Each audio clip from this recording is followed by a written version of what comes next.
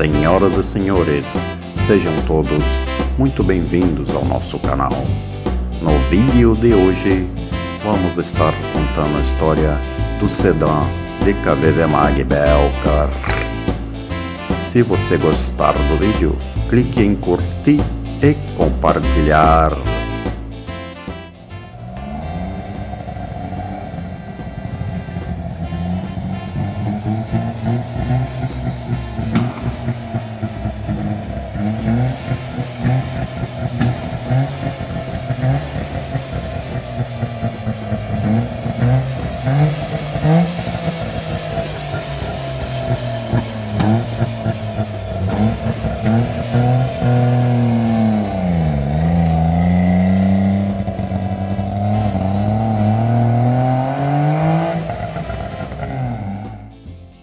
Em 16 de abril de 1958, foi apresentado o sedã de 4 portas, 20 centímetros mais longo do que a caminhonete Vemaguete e primeiro carro de passeio, como então se dizia na época, fabricado no país. 2 meses depois, o sedã foi apresentado também na versão táxi. Todos os modelos foram equipados com sistema de roda livre e alavanca de mudanças no volante. Caminhonete e sedã vinham com tranca de direção. Para eles, a Vemag estampou os primeiros paralamas de superfície complexa da América do Sul. A caminhonete DKV Vemag foi exibida, em 58, no Pavilhão Brasileiro de Exposição Internacional de Bruxelas.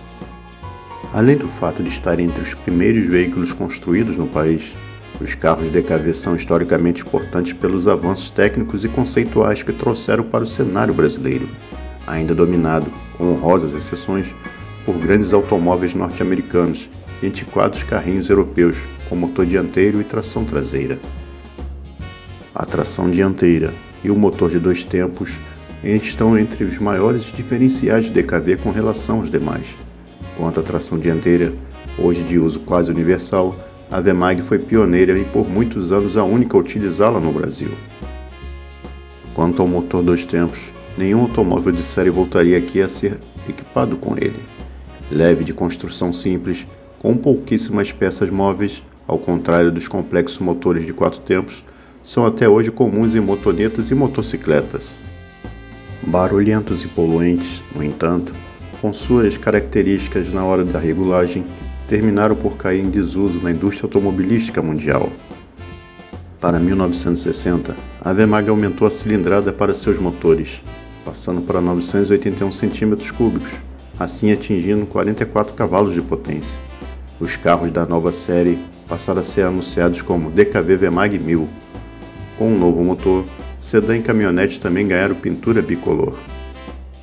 Em outubro, foram lançados os modelos 1961, do sedã e da caminhonete, com novos para-choques, estofamento redesenhado, novas calotas e sincronização da primeira marcha. Foram eliminados os frisos cromados verticais, que decoravam as tampas traseiras dos 2 carros. Estas novidades foram apresentadas no primeiro salão do automóvel. A empresa aproveitou a oportunidade para, finalmente, batizar os seus 2 veículos, chamados Belcar, o sedã, e Vemaguete, a caminhonete.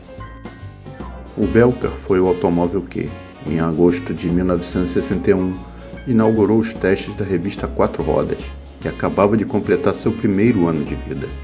As conclusões das avaliações e medições, estampadas em 14 páginas de texto, fotos e gráficos, foram as seguintes. É um carro sedã de 4 portas, bem espaçoso internamente, causando certa surpresa aos que têm uma impressão contrária, pelas dimensões externas do veículo. É um automóvel com invejável aceleração inicial, muito esperto e econômico, se bem que capaz de desenvolver a alta velocidade. De construção simples em sua mecânica, apresenta-se ainda bem acabado, especialmente no que se refere à pintura. As competições automobilísticas, aliás, foram uma área na qual a Vemag muito se destacou, desde 1958 apoiando a participação de pilotos independentes. Em 61 a empresa criou um setor esportivo, no que mais uma vez foi pioneira entre os fabricantes nacionais, comandada por Jorge Letri e trabalhando em estreita colaboração com os departamentos técnicos da fábrica, a equipe de competições Vemag, com pilotos como Bird Clemente, Mário César de Camargo Filho Marim e Norman Casari conquistaram inúmeras vitórias e competindo com equipamentos muito mais potentes. 1964 foi um ano de importantes melhorias para a DKV. A mudança do sentido da abertura das portas dianteiras do Belka e da Vermaget, que sempre eram criticadas, abriam de frente para trás, e a adoção do sistema Lubrimate para a lubrificação do motor.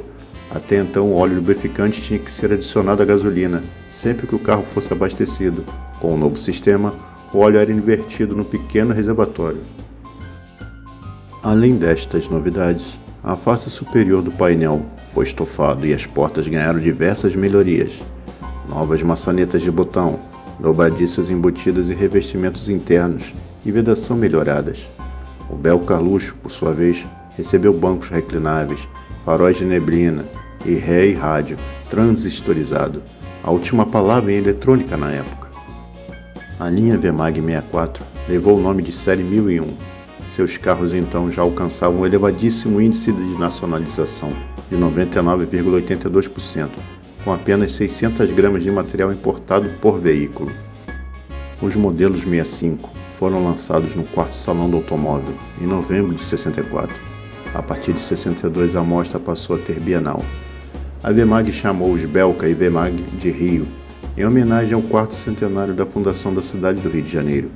Os carros receberam pequenos ajustes técnicos e estéticos. Dentre os últimos, novos para-choques, grelha da grade com novo padrão, luzes de direção na cor âmbar e retoques no estofamento e revestimento interno.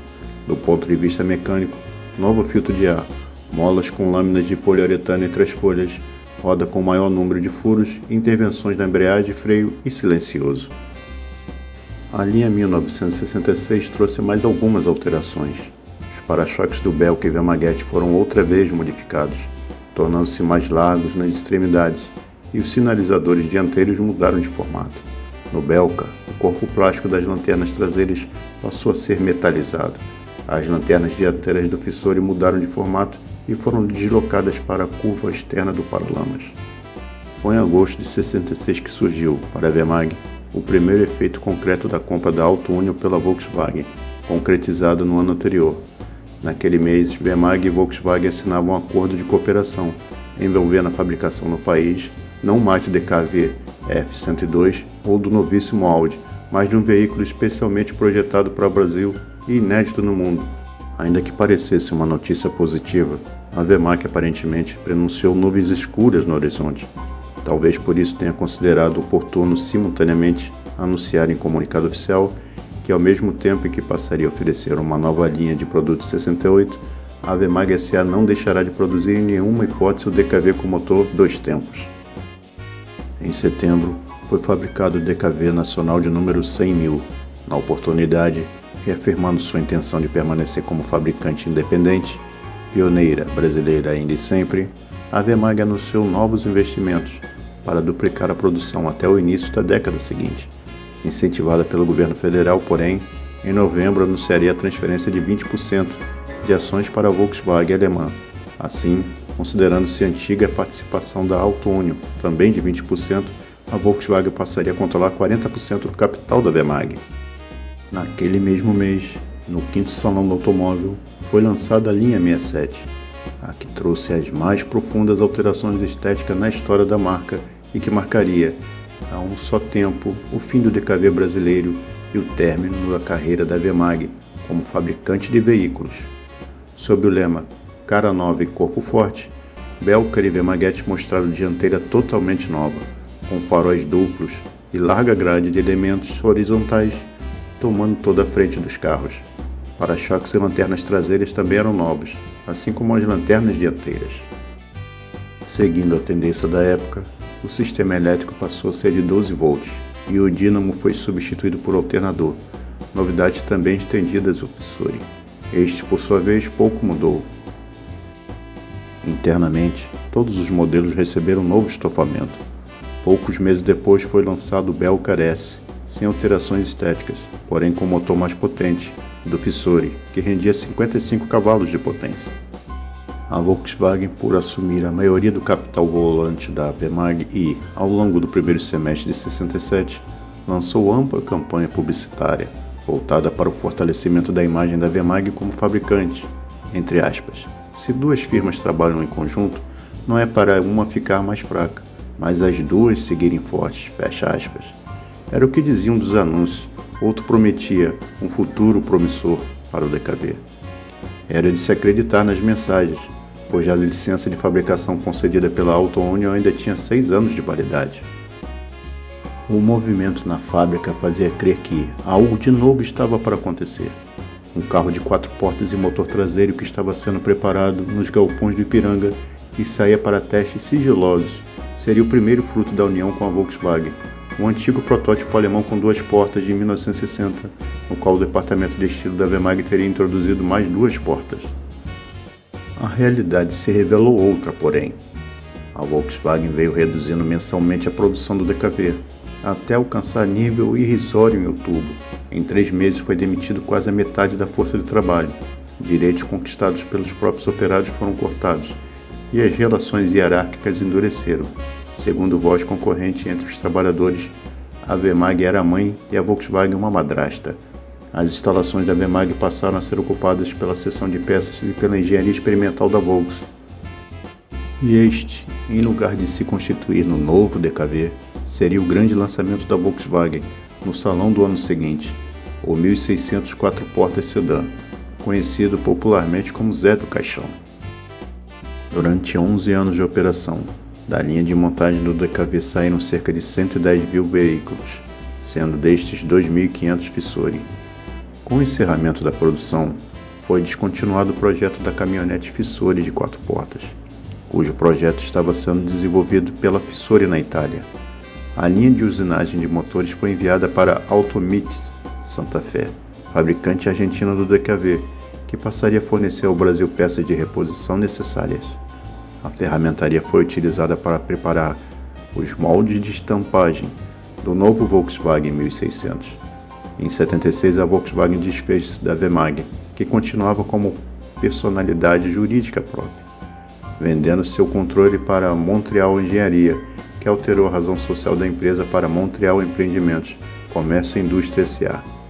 Em 2006, exatamente 50 anos depois de saírem de seus portões de primeiros automóveis fabricados no país, as antigas instalações fabris da Vemag foram demolidas para dar lugar ao anexo de um shopping center. Obrigado por assistirem até aqui nosso vídeo.